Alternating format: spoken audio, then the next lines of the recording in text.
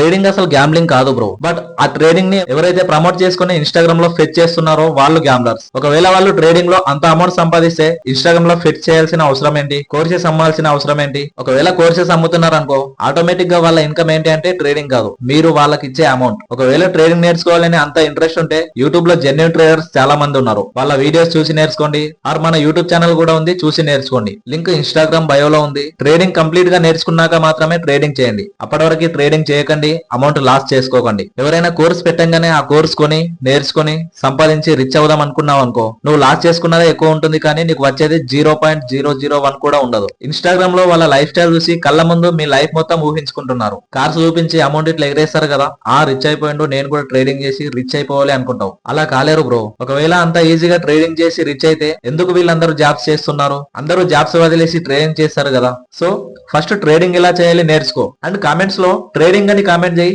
నేను నీకు ట్రేడింగ్ నేర్పిస్తా.